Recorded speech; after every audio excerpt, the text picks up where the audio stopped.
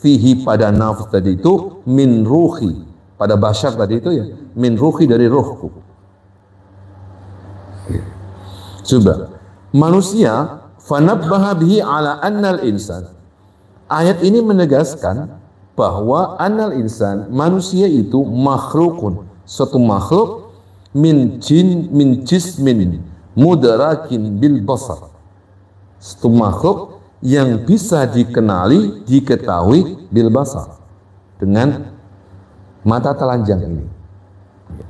Wa nafsin, ya, unsur yang kedua adalah nafas, mudarikatin bil aql wal basirah, yang hanya bisa dikenali, bisa diketahui, bisa ditemukan bil aqli, dengan akal, wal basirati, dengan mata hati, la bil hawasi, tidak dengan indera. Wa adafa jasadahu ila tin. Allah Subhanahu wa taala mengaitkan jasad manusia, disandarkan kepada apa? Lempung, tanah liat. Sedangkan ruhnya disandar pada Allah sendiri. Pada diri kita itu ada dua sisi, ada dua dimensi, ada dua unsur. Unsur yang pertama, diri kita ini basyara, dikaitkan dengan tanah liat. Karena itu manusia itu disebut basyar, basyar yang artinya kulit. Basyar itu mana asalnya adalah kulit. Kenapa kalau disebut? Karena dia bisa dilihat secara indera kulitnya itu. Permukaan ini kan basyar, bisa diindra. Tetapi ketika Allah menjelaskan bahwa dirimu itu juga ada ruh, ada qalb, ada akal, ada nafas, maka di situ Allah tidak menyebutkan kata-kata yang menggunakan kata-kata fisikal, tetapi kata yang sifatnya abstrak. Wa nafakha fihi min ruhi, lalu kualirkan, bahasa lain kutiupkan pada basyar tadi itu min ruhi, dari ruhku. Wa arada bir ruh, yang dimaksud ruh pada ayat tadi itu adalah mana'nihi bin nafs, nafs. Yang dimaksud ruh tadi apa? Nafs. Oke, berarti sekarang insya Allah individu masing-masing ini harus kenal terkait dengan basyar dalam arti tinnya, terkait dengan manusia dalam arti apa? Fisikalnya. Nanti tugasnya Pak Dokter itu mengenali anatominya. Basyaron dalam segi anatominya itu tin. Itu tugasnya para dokter itu untuk mendiagnosis, untuk mentreat wilayahnya di sana. Basyar min tin. Ya.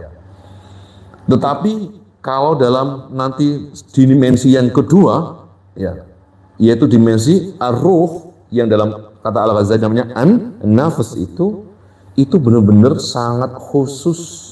Karena itu dikaitkan dengan Allah Subhanahu ruhi. Ketika ada mudhof ilaih, Allah menyandarkan dirinya mengaitkan dirinya dengan makhluk, itu namanya ikraman wa tasyrifan wa ta'ziman.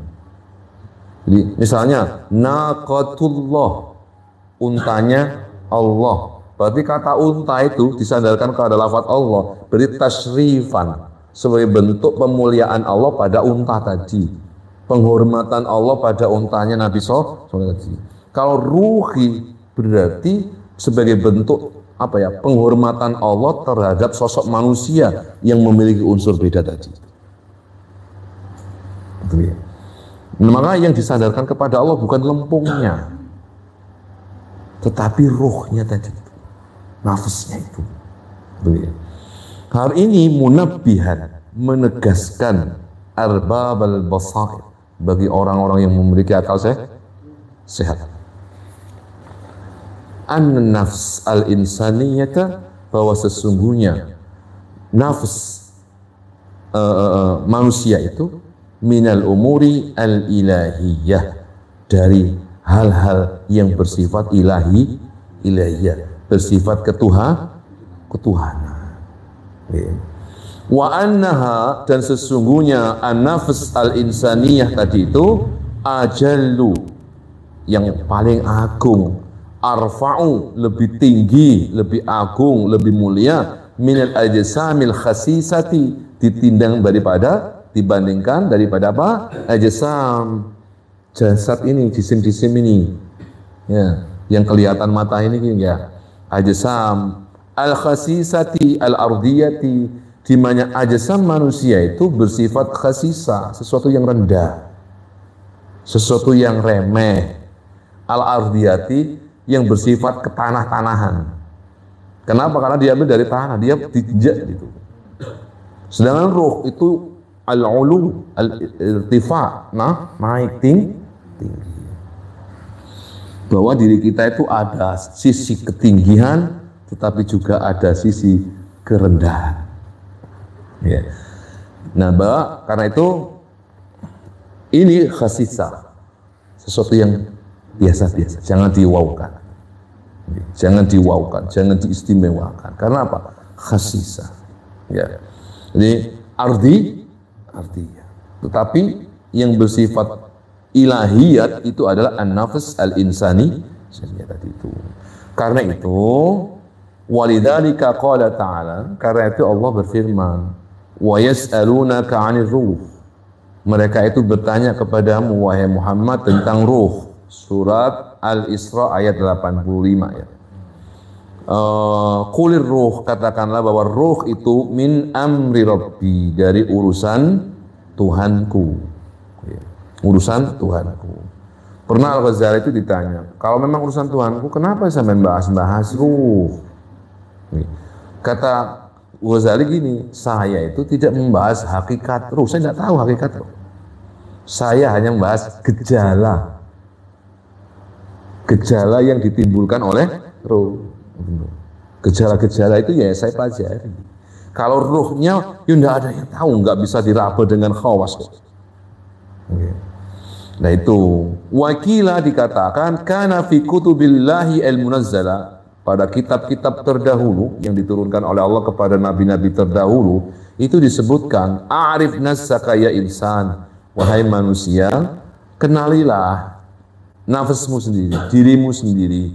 Ta'rif rabbaka, niscaya engkau akan mengenali Rabbmu. Wa qala sallallahu alaihi wasallam a'rafukum bi nafsihi, orang yang paling kenal dengan dirinya sendiri, a'rafukum bi rabbih, itulah orang yang paling kenal dengan Rabbnya. Wa qala ta'ala, Allah Subhanahu wa taala berfirman, wa la takunu, dan janganlah sekali-kali kalian itu kalladzina, seperti orang-orang nasullaha, yang lupa kepada Allah, fa'ansahum anfusahum, sehingga Allah melupakan mereka.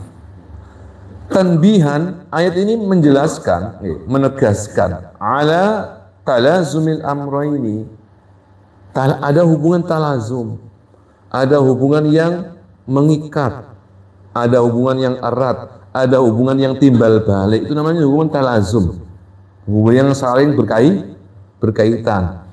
Antara apa? Antara nasullaha fa'ansahum anfusahum, orang yang melalaikan Allah, fa'ansahum anfusahum, maka Allah akan membuat mereka lalai kepada dirinya sendiri, dia kenal dirinya sendiri. Itu adalah sebuah hubungan yang pasti terjadi.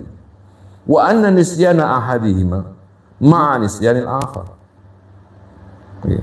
Jadi lek salah siji lali, yang satunya pasti juga gitu. Makanya lek kulo panjenengan itu iling,